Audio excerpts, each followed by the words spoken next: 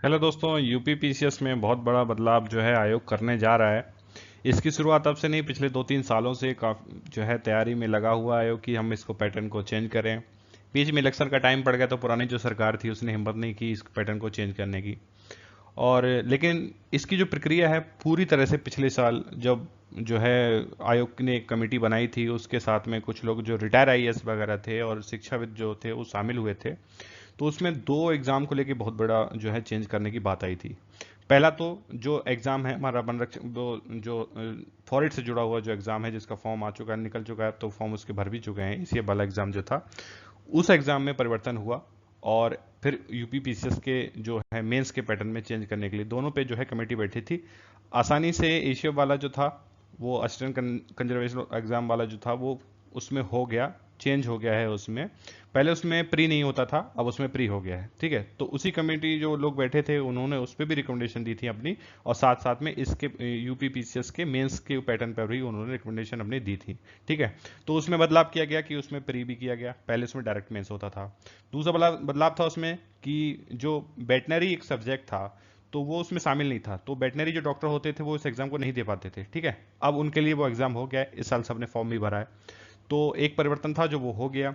दूसरा, जब बात आई यूपी पीसीएस को इसको जो है साइन करने की, तब गवर्नमेंट ने मना कर दिया कि नहीं नहीं, अभी ये पैटर्न जो है ठीक है, इसी को चलाइए आप। उसकी वजह बहुत सी हो सकती हैं। मेंस था और साथ में बहुत इफेक्ट पड़ता है मेंस का। प्री का तो हमारे यहाँ पहले से ही, बहुत पहले से ही चेंज हो चुका है। जो आईएएस का पैटर्न था, सीसेट जब आईएएस में 2011 से लागू हुआ, तब हमारे यहाँ भी उसको अडेप्ट कर लिया गया, उसमें चेंज कर दिया गया। ठीक है, सेम वही पैटर्न जो है हम फॉलो करते हैं। और वजह है कुछ चीज़ों का नेचर में चेंज होना। जैसे आप सिविल सर्विस में यूपीएससी में आप देखेंगे तो वहाँ पर हिंदी जो है एग्जाम में नहीं आती थी, इंग्लिश पूछी जाती थी। बाद में उस इंग्लिश को हटा के उस पेपर को, इंग्लिश आती है लेकिन उस पेपर को क्वालिफाइंग कर दिया गया। वहीं हमारे यहाँ इंग्लिश भी है और हिंदी भी पूछी जाती है, वजह क्योंकि हमारी जो स्टेट की लैंग्वेज है उसमें हिंदी पहले नंबर पे है। ठीक है, इसलिए हमारे हिंदी पूछी जाती है। तो कुछ स्टेट का भी, स्टेट सेंट्रल की तरह वर्क तो नहीं कर सकता क्योंकि सेंट्रल को पूरा देश देखना होता है, और स्टेट को सिर्फ अपने स्टेट पर ही फोकस करना होता है। ठीक है, तो हिंदी का बदलाव जो था सीसेट के पेपर में थोड़ा ऐसे बदलाव करके रहा।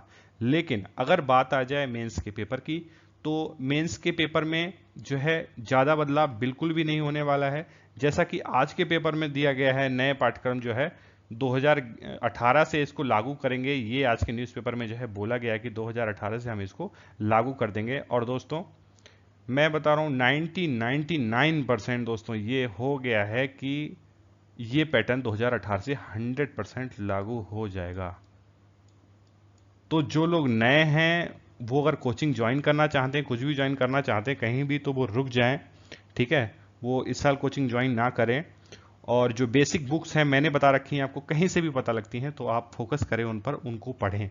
ठीक है, आप सिविल सर्विस की तरफ जाने जाते हैं तो एनसीईआरटी आप उठा सकते हैं, एनसीईआरटी को मस्ट है, आप रीड करिए।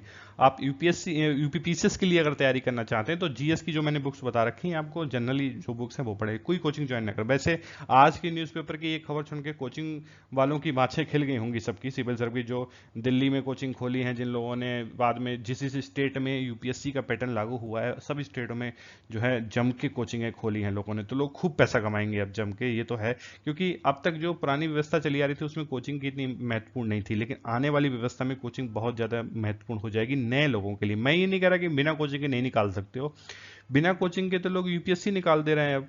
ठीक है, तो ऐसा कुछ नहीं कि बिना कोचिंग नहीं कर सकते, लेकिन तब भी कोचिंग वालों की बातें तो 100% खिली होंगी कि उन्हें पता है कि बहुत लोग आते हैं तैयारी करने के लिए, जो ग्रेजुएशन में है, ग्रेजुएशन पास किया तुरंत मुंह उठाया चले आया, मतलब कुछ देखा नहीं, इधर उधर आया, सीधा 1 लाख 1.5 लाख जो जितना था भर दिया फीस तुरंत आके।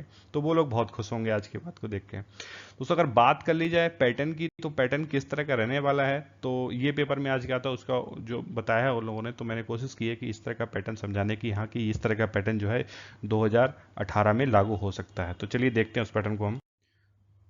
दोस्तों ये इस तरह का पैटर्न जो है लागू हो सकता है। मैं जो है जैसा अध्यक्ष ने बोला है कि हमने इन इन मांगों को लेकर जो है एक प्रस्ताव बनाया है और वो शासन को भेजा है। ठीक है, तो जब भी शासन को जाएगा मुझे पूरी उम्मीद है शासन इस पर जो है साइन कर देगा आराम से, कोई दिक्कत नहीं होगी, क्योंकि जहाँ जहाँ बीजेपी की गवर्नमेंट है यूपीएससी का पैटर्न वहाँ फॉलो होता है। ठीक है, वहाँ चेंज हो चुका है, बहुत आसानी से चेंज किया उन लोगों ने, कोई दिक्कत ही नहीं हुई उनको। तो ऐसे देखा जाए तो हिंदी का पेपर होगा, ठीक है, और वो 150 नंबर का है, ठीक है। अभी भी हिंदी का पेपर 150 नंबर का होता है। यूपीएससी में पेपर जो है 300 नंबर का होता है, क्वालिफाइंग होता है। जैसे मैंने बताया वो सेंट्रल का एग्जाम होता है और ये स्टेट का एग्जाम है, इसलिए हमारे यहाँ हिंदी की इंपॉर्टेंस ज़्यादा है। वहाँ पर इंग्लिश जो है पास करनी होती है, आपको क्वालिफाइंग है, लेकिन हमारे यहाँ तो इंग्लिश ही नहीं है, ठीक है। तो स्टेट को और सेंट्रल को थोड़ा थोड़ा चेंज जो है किया गया है दोनों पैटर्नों में। निबंध का पेपर हमारे यहाँ अभी भी 150 को होता है, 50-50 नंबर के 3 आते हैं, ठीक है। तो ये जो है 150 का होगा। हिंदी जो है वो भी 150 नंबर की होगी। अगला है दोस्तों सामान्य अध्ययन की जो है 4 पेपर होंगे, ठीक है, 4 पेपर होंगे 200 नंबर के। सेंट्रल में वही एग्जाम जो है 250 नंबर का होता है, ठीक है, यानी कि 1000 का होता है, हमारे 800 के हुआ करेंगे जीएस के पेपर। तो फर्स्ट पेपर जो है जिस तरह से 200 नंबर का है, और मोस्ट प्रोबेबली पूरा चांस है कि जो सिलेबस है, ठीक है, जो सिलेबस है वो यूपी पीसीएस जो है यूपीएससी का सिलेबस ही जीएस में फॉलो करेगी। ये सब पूरा मेरा मानना है कि हाँ यही सिलेबस जो होगा किया जाएगा।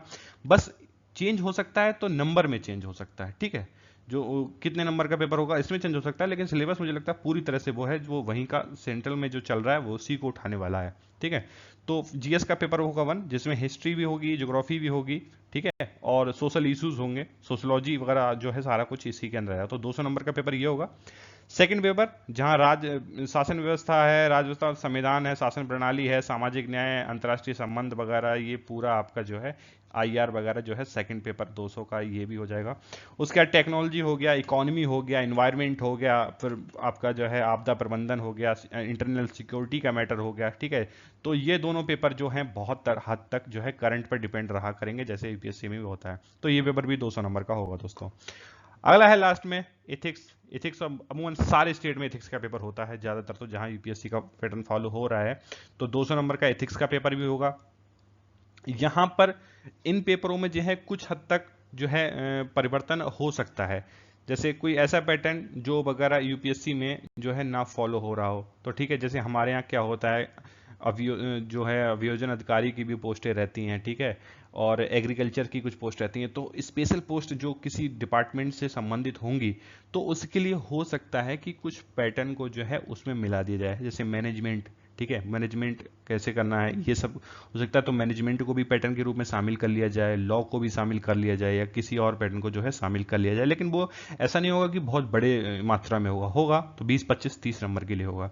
तो हो सकता है इस तरह का पैटर्न भी है जो लागू किया जाए, ठीक है, इनमें से हो सकता है कि, लेकिन एक बड़ा जो हम मतलब मान सकते हैं कि बड़े रूप में कि हाँ ये चीजें रहेंगी, ठीक है। तो हिस्ट्री और जो है ज्योग्राफी पहले पेपर में, फिर बाद में पॉलिटी, आईआर वगैरह जो संबंधित होगा जितना भी वो 200 दूसरे पेपर में, और जो तीसरा पेपर होगा वो उसमें इंटरनल सिक्योरिटी आ जाएगा आपका, ठीक है, और आपका इकोनॉमी आ जाएगा, आपका इन्वायरमेंट आ जाएगा, और जो है टेक्नोलॉजी वगैरह सब संबंधित होगा। तो ये भी थर्ड पेपर में। और एथिक्स का फोर्थ पेपर जो होगा वो भी 200 नंबर का होगा। उसके बाद दोस्तों जो है पहले अब के समय में जो अभी चल रहा है तो उसमें क्या होता था, 800 नंबर के सब्जेक्ट होते थे, ठीक है, एक पेपर 400 का, दूसरा पेपर 400 का, तो टोटल 800। लेकिन वैकल्पिक विषय जो रहेगा हमारा उसमें 2 पेपर होंगे, और दोनों पेपर जो होंगे 200 नंबर के यानी होंगे, मतलब टोटल जो है ऑप्शनल सब्जेक्ट सिर्फ हमारे यहाँ 400 का रह जाएगा, ठीक है, 400 का रह जाएगा जो भी 800 का है। तो ये परिवर्तन दोनों में हुआ है। उसके बाद दोस्तों बात आती है कि जो इंटरव्यू की है, तो 200 नंबर का इंटरव्यू हमारे यहाँ पहले भी होता था और आज भी हमारे यहाँ इंटरव्यू जो है 200 नंबर का ही है। और उसके बाद अगर हम इसको फाइनल करें तो दोस्तों इसका टोटल जो पहुंचता है वो पहुंचता है 1700, ठीक है, 1700 का टोटल जो है रहेगा यूपीपीसीएस मेंस में। और अब यहां पर बहुत चीजें जो हैं लग रहा है कि बदलने वाला है, ठीक है। सबसे पहले बात मैं करूं कि एडवांटेज और डिसएडवांटेज की, ठीक है। तो जो नए लोग आ रहे हैं अब एग्जाम के, उनके लिए बहुत बड़ा एडवांटेज है, क्योंकि वजह है कि जिस तरह का पैटर्न पिछला पैटर्न था, जो लोग 2-3 साल, 4 साल, 5 साल जो पुराने हैं उनको पता है भाई कैसे कैसे चीजें होती रहती हैं। तो बहुत छोटा छोटा आंकड़ा पूछा जाता था और वो लोग एकदम कंटेस्ट करके बढ़िया से एकदम मतलब लाइन वाइज बना के एकदम डिट्टो रखते थे उसको, और वही एकदम एग्जाम में जाकर उतार देते थे सीधा सीधा। क्वेश्चन में ज्यादा वेरिएशन नहीं होता था, चेंजेस नहीं होते थे, सबको पता रहता था क्या क्वेश्चन आने वाला है, ठीक है। तो उनको रिजल्ट भी पहले प्रिडिक्ट हो जाता था कि इस बार तो एसडी बन जाएंगे, पक्का है। लेकिन जिस तरह का ये पैटर्न है भाई, कोई भी निश्चिंत नहीं रह सकता कि मुझे हो सकता है इंटरव्यू कॉल भी ना हो, ठीक है, एसडीएम तो बहुत दूर की बात है। लेकिन जिस तरह का पैटर्न अब है, लोगों को पता रहता है कि हाँ बहुत अच्छे से लिखा है, इस बार तो मेरा पक्का हो जाएगा। तो दोस्तों ये चीज़ है कि एक तरह से जो नए लोग हैं, पुराने लोग हैं, सब लोग एक हो जाएंगे, क्योंकि पैटर्न बहुत, मतलब मेंस के ऊपर सब कुछ डिपेंड करता है, वो पूरी तरह से बदल जाएगा। एक बात, दूसरी बात, ज़्यादा से ज़्यादा राइटिंग की प्रैक्टिस, ठीक है, ज़्यादा से ज़्यादा राइटिंग की प्रैक्टिस। राइटिंग की प्रैक्टिस से क्या होगा, देखिए कोई भी आंसर होगा उसको लिखने के बहुत सारे डायमेंशन होते हैं, ठीक है। आप सिर्फ एक डायमेंशन लिख के आंसर जो है नहीं लिख सकते, ठीक है, कि अगर कुछ हो उसमें कम से कम 2 या 3 डायमेंशन होते हैं, उसके हिसाब से आपको नंबर मिलते हैं। तो जो डिस्क्रिप्टिव होता है आंसर, उसमें ये बहुत ज़्यादा दिक्कत है कि डायमेंशन सारे कंप्लीट करोगे तभी आप पूरे नंबर पाओगे, ठीक है। तो आप जो यूपीएससी के हिसाब से मैं बता रहा हूँ, हो सकता है यहाँ इस तरह से कॉपी चेक की जाए ना की जाए, लेकिन मुझे जहाँ तक लगता है इस तरह का पैटर्न जो है फॉलो होता है डिस्क्रिप्टिव पेपर में। मल्टीपल चॉइस में क्या है, सीधा सीधा आंसर मार देते थे, उसमें क्या कहते थे भाई 2.5 घंटे, मतलब 3 घंटे, वो 2 घंटे का पेपर होता था तो बोल देते 1:40 पे तुम बाहर निकल आना, तो हम लोग पेपर कर लेंगे। कोई बोलता था आधे घंटे बाद निकल आना, तो मिलके देख लेंगे, डिस्कस कर लेंगे। तो ये सारी चीज़ें खत्म हो जाएंगी, ठीक है। तो मतलब पूछ पूछ के कर लिया पेपर, भाई कितने सही हो रहे हैं, तो पता लग रहा है 150 में से भाई 114 सही हो रहे हैं जीएस में मेरे, तो लोग 300 350 जीएस में लग जाते थे।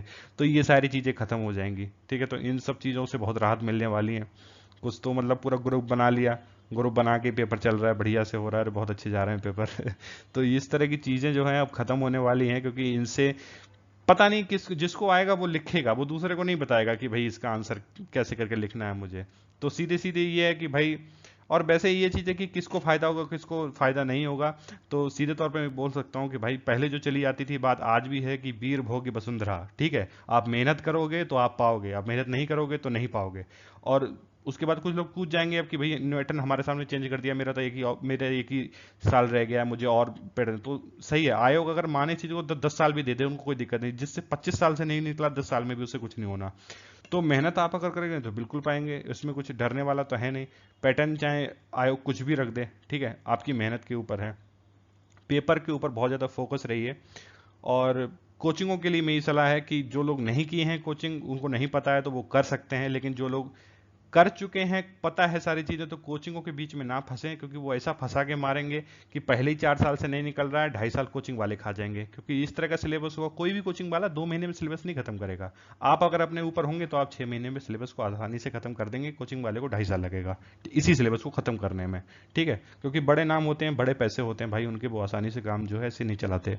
और उनको चिंता तो तुम्हारी होती नहीं, जिसकी होती है वो, जिसका सिलेक्शन हो जाता है उसकी चिंता उनको ज़्यादा होती है कि वो हमारे आएगा कि नहीं आएगा, ठीक है।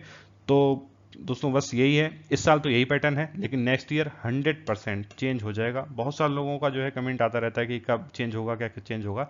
फाइनली हाँ, आज की न्यूज़ से देख के मुझे लग रहा है कि हाँ अब चेंज जो है पैटर्न हो जाएगा, आसानी से हो जाएगा। तो 2018 के लिए दोस्तों तैयार रहिए। और जो नए लोग हैं वो कोचिंग अभी ज्वाइन ना करें, देख लें पहले पैटर्न को, उसके बाद अगर कोचिंग ज्वाइन करना चाहें तो कर लें। बाकी नॉर्मल यूपीएससी का जो पैटर्न है उसको देख लें, उसके हिसाब से पढ़ना अपना शुरू कर दें। तो थैंक यू दोस्तों, ऑल द बेस्ट।